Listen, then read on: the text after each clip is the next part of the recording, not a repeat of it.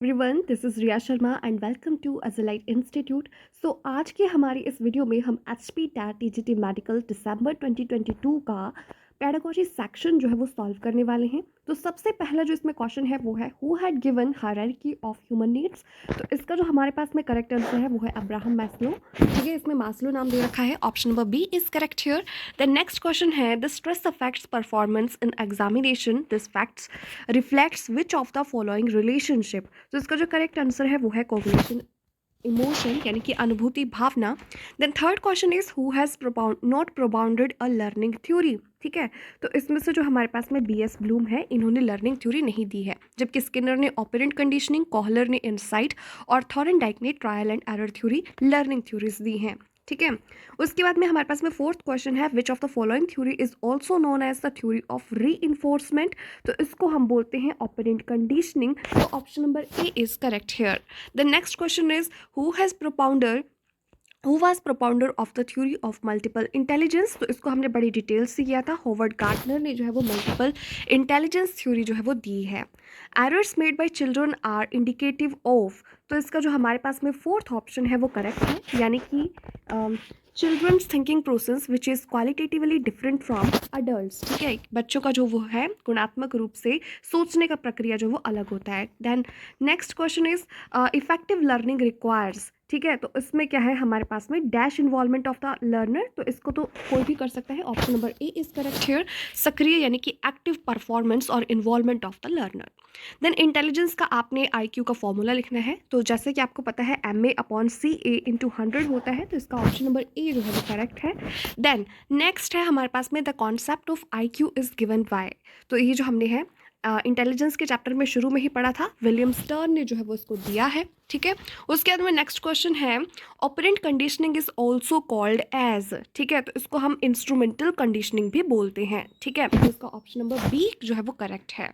The next question is Freud emphasized the role of dash in shaping. तो इसमें उसने जो है वो अनकॉन्शियस डिजायर्स का जो है वो रोल जो है वो बताया था शेपिंग में।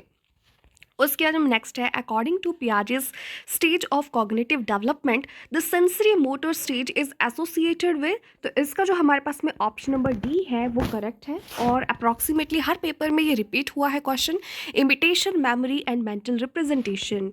The next question is which of the following will foster creativity among learners. ठीक है, तो ये क्वेश्चन भी हमारे पास में TGT आर्ट्स में भी था, TGT I guess non medical में भी था, और अब फिर से रिपीट हुआ है। तो इसका जो हमारे पास में करेक्ट आंसर है वो है एम्फेसाइजिंग अच्छी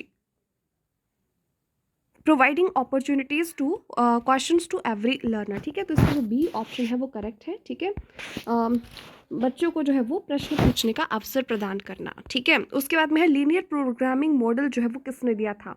तो ये हमारे पास में दिया था, सो इसका जो ऑप्शन नंबर सी है वो करेक्ट है। BF स्किनर ने जो है वो लीनियर प्रोग्रामिंग मॉडल जो है वो दिया था। The next question is a creative learner refers to one who is. ठीक है, तो इसमें हमारे पास में ऑप्शंस है very talented in drawing and painting, highly intelligent, capable of scoring consistently. इसका जो डी ऑप्शन है वो करेक्ट है, यानी कि good at lateral thinking and problem solving, यानी कि पार्श्व चिंतन और समस्या समाधान करने की जो योग्यता रखता होगा उसको हम क्रिएटिव लर्नर बोलते हैं, क्योंकि उसके लिए हमें डाइवर्जेंट थिंकिंग चाहिए होती है। Then classical conditioning was presented by. तो इसको पैवलॉफ ने दिया था, कुत्ते के साथ एक्सपेरिमेंट किया था क्लासिकल कंडीशनिंग में। ठीक है, next question is which is the master emotion. तो हैप्पीनेस जो है वो मास्टर इमोशन है हमारा। ऑप्शन नंबर ए करेक्ट है। देन है which one of the following is the oldest method of study of behaviour. तो इसको हमने फर्स्ट वीडियो में किया था, इंट्रोस्पेक्शन मेथड से जो है वो अपना स्टडी ऑफ बिहेवियर किया जाता था शुरू में। ठीक है, और ये फिलॉसफी के अंडर आता था। What do you mean by cognition. ठीक है, तो हमारे पास में option number D is correct here. ठीक है, तो कॉग्निशन का मतलब क्या क्या है, एक्ट ऑफ नोइंग और perceiving, act of doing something, act of working. तो इसमें जो है वो बी एंड सी दोनों के दोनों जो है वो हमारे पास में करेक्ट हो जाएंगे। Then next question is which is the backbone of the development. ठीक है, तो इसमें इमोशन जो है वो हमारे पास में बैकबोन का काम करता है। अगर हम स्टेबल होंगे इमोशनली तो हम बड़े अच्छे से ग्रो करेंगे। The next question is where was the first experimental psychological laboratory was set up at. तो ये लिप्जिग जर्मनी में जो है वो इस्टेब्लिश की गई थी। तो ऑप्शन नंबर डी जो है वो यहाँ पर करेक्ट हो जाएगा। उसके बाद नेक्स्ट क्वेश्चन है which educational psychology is concerned with, ठीक है। तो इनमें से किसके साथ में जो है एजुकेशनल साइकोलॉजी एसोसिएटेड है, वो ऑल ऑफ दीज, ठीक है। तो लर्नर के साथ भी, लर्निंग प्रोसेस के साथ भी और लर्निंग सिचुएशन के साथ भी एसोसिएटेड है। If a child is afraid of school he becomes, ठीक है। तो इसका जो करेक्ट आंसर है वो है हमारे पास में ट्रॉन्ट, ठीक है, यानी कि बिना अनुमति लिए अनुपस्थित रहने की उसकी आदत हो जाती है, ठीक है। उसके बाद में डिसिप्लिन मीन्स, तो ये जो है वो रूल्स को मानना जो है वो डिसिप्लिन कहलाता है, ठीक है, यानी कि नियमों के अनुसार चलना। उसके बाद में हमारे पास में नेक्स्ट है according to Maslow some needs grow stronger when unsatisfied, Maslow called this as, ठीक है। तो इसमें जो आंसर जो है वो करेक्ट है वो है बीइंग ऑफ नीड्स, यानी कि ज़रूरतों के नाते जो है वो उनको पूरा करना जो है वो जब वो हम सेटिस्फाई नहीं होते हैं तो वो बहुत ज़्यादा स्ट्रांगली जो है वो हमारे सामने आती है निकल करके। देन आता है psychology is defined as scientific study of, ठीक है। तो इसका जो हमारे पास में करेक्ट आंसर है वो है mind and behaviour, option number D is correct here.